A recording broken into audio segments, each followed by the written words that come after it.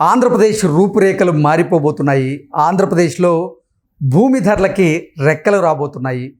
ఒకవైపు విమానాశ్రయాలు, ఒకవైపు ఓడరేవులు, మరొక వైపు హైవేలు, వీటన్నిటి ద్వారా ఇప్పటికే కొన్ని ప్రాంతాల్లో ఆంధ్రప్రదేశ్లో భూమి ధరలకి రెక్కలు వచ్చినటువంటి నేపథ్యంలో రానున్న రోజుల్లో భూమి ధరలు మరింతగా పెరగబోతున్నాయి అనేటువంటి వార్తలు ఇప్పుడు సోషల్ మీడియాలో చక్కర్లు కొడుతూ ఉన్నాయి. ఈ నేపథ్యంలోనే అసలు ఈ అంశం మీద మనం విశ్లేషణ చేసుకునేటువంటి ప్రయత్నం చేద్దాం. ప్రస్తుతం మనతో పాటు ఉన్నారు ప్రముఖ రాజకీయ విశ్లేషకులు, ప్రముఖ సీనియర్ జర్నలిస్ట్ సిఎస్ రావు గారు. సార్తో మాట్లాడదాం. సార్ నమస్తే. సార్ నమస్తే. ఆంధ్రప్రదేశ్ రూపురేఖలు మారిపోబోతున్నాయని, ఇప్పటికే భూమి ధరలకి రెక్కలు వచ్చాయి, రానున్న రోజుల్లో మరింత ధరలు పెరగబోతున్నాయి అంటూ కొన్ని వార్తలు అయితే వస్తూ ఉన్నాయి. ఏంటి సార్ దీని మీద మీ విశ్లేషణ? ఇప్పుడు ఆంధ్రప్రదేశ్ పరిస్థితి ఎలా ఉందంటే, రియల్గా చెప్పాలంటే అక్కడ జరుగుతున్నటువంటి దానికి బయటకు వస్తున్న దానికి చాలా తేడా కనిపిస్తుంది. అంటే బయటికి న్యూస్ అక్కడ జరుగుతున్న స్థాయిలో రావట్లేదు. అంతకుముందు చంద్రబాబు నాయుడు ఏదైనా చేస్తే కనుక దానికి చేసిన దానికన్నా కూడా త్రిబుల్ హైప్ వచ్చేది. కానీ ఇప్పుడు చాలా చాప కింద నీరులాగా అక్కడ జరిగిపోతుంది మొత్తం. అక్కడ జరుగుతున్నటువంటి అభివృద్ధిని కనుక మనం నిశ్చితంగా పరిశీలిస్తే రాబోయేటువంటి రోజుల్లో అసలు రాష్ట్రంలో ఏ మూలకి వెళ్ళినా కానీ మీరు భూమిని కొనుక్కోలేనటువంటి పరిస్థితికి వస్తుంది సిచ్యువేషను అనేది మనం ఎక్స్పెక్ట్ చేయొచ్చు. ఎందుకనంటే మనం తెలంగాణలో చూసాం. తెలంగాణలో ఇవాళ ఏ మారుమూల ప్రాంతానికి వెళ్ళినా కానీ ఎకరం 40 లక్షలు 30 లక్షలు తక్కువ లేదు.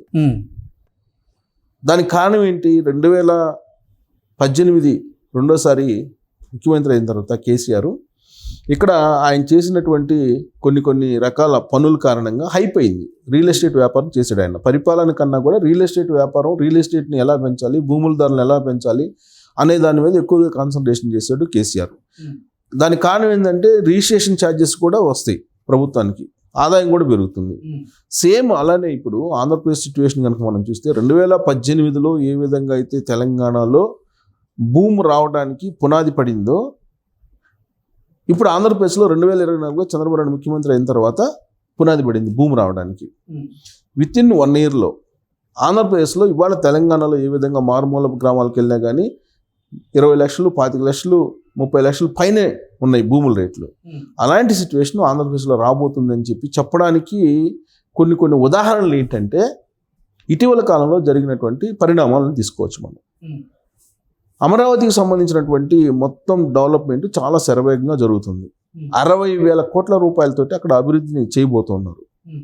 దాంతోపాటు అక్కడ ఇటీవల కాలంలో కేంద్ర ప్రభుత్వం ప్రకటించినటువంటి స్మార్ట్ సిటీలు, అంటే పరిశ్రమల ఇండస్ట్రీ సిటీస్ 2 వచ్చినాయి.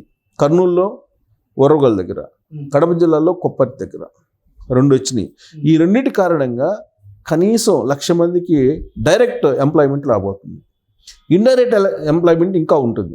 డైరెక్ట్ ఎంప్లాయ్మెంట్ 1,00,000 మందికి ఉందంటే ఇండైరెక్ట్ ఎంప్లాయ్మెంట్ డబల్ వేసుకోండి. ఇండైరెక్ట్ ఎంప్లాయ్మెంట్ చంద్రబాబు నాయుడు చెప్పింది ఏంది? రాబోయేటువంటి 5 సంవత్సరాల్లో 20 లక్షల ఉద్యోగాలు ఇస్తానన్నారు.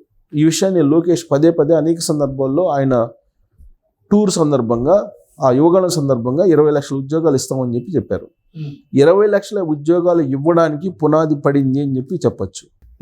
కొప్పర్తి అలాగే ఓరోగల్లో రాబోతున్నటువంటి ఇండస్ట్రియల్ సిటీస్ ఏదైతే ఉన్నాయో ఆ సిటీస్కి ఇండస్ట్రీస్ రావడానికి కేంద్ర ప్రభుత్వ సహాయ సహకారాలు అందిస్తుంది. దానికి సంబంధించి ప్రత్యేకమైన ఫండ్ను కూడా అనౌన్స్ చేసింది.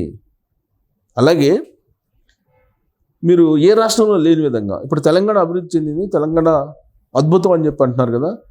తెలంగాణలో ఎన్ని ఎయిర్పోర్ట్లు ఉన్నాయి? శంషాబాద్ ఎయిర్పోర్ట్ ఒకటే ఉంది, ఇంటర్నేషనల్ ఎయిర్పోర్ట్. అదే ఆంధ్రప్రదేశ్ని తీసుకుంటే Visakha international airport, Tirupati international airport, Gannavaram international airport. ఈ మూడిటికి అత్యాధునికమైనటువంటి హంగుల్ని తీర్చిదిద్దడానికి కేంద్ర విమానయాన శాఖ మంత్రిగా ఉన్నటువంటి రామ్మోహన్ నాయుడు సిద్ధంగా ఉన్నారు. ప్రతిరోజు అదే పనిలో ఉన్నారు. ఇక కొత్త ఎయిర్పోర్ట్లు 2 ఫేజుల్లో కొత్త ఎయిర్పోర్ట్లని నిర్మించడానికి సిద్ధమయ్యారు. ఫస్ట్ ఫేజ్ని తీసుకుంటే కనుక నీకు ఒంగోలు సమీపంలో గ్రీన్ఫీల్డ్ ఎయిర్పోర్టు రాబోతుంది. దానికి సంబంధించి భూసేకరణ కూడా అయిపోయింది. రాజమండ్రిలో ఎలాగ ఉంది, శ్రీకాకుళంలో ఎయిర్పోర్ట్ రాబోతుంది, భోగాపురం ఇంటర్నేషనల్ ఎయిర్పోర్ట్, ఇందాక మనం చెప్పుకోవడం మర్చిపోయాం. ఇంటర్నేషనల్ ఎయిర్పోర్ట్ భోగాపురం ఉంది. అంటే international airport Bhogapuram international airport 2026కి కంప్లీట్ కాబోతుంది. అది అయిపోయిన తర్వాత అక్కడ ఉత్తరాంధ్రలో ఉండేటువంటి సిచ్యువేషన్స్ మొత్తం మనం ఊహించినటువంటి విధంగా మారిపోయే అవకాశం ఉంది. శంషాబాద్ ఎయిర్పోర్టు ప్రారంభానికి ముందు ఎలా ఉంది, శంషాబాద్ ఎయిర్పోర్ట్ ప్రారంభం అయిన తర్వాత ఎలాంటి సిచ్యువేషన్ మనం చూస్తున్నాం. సేమ్ సిచ్యువేషన్ భోగాపురం ఎయిర్పోర్ట్ విషయంలో కూడా మనం చూడబోతాం రాబోయేటువంటి రోజుల్లో. 2026కి పూర్తి చేసి ప్రారంభించాలని చెప్పి లక్ష్యంగా పెట్టుకున్నారు. Bhogapuram international airport, Visakha international airport, Tirupati international airport, Gannavaram international airport, 4 అంతర్జాతీయ విమానాశ్రయాలు కలిగినటువంటి రాష్ట్రం ఆంధ్రప్రదేశ్.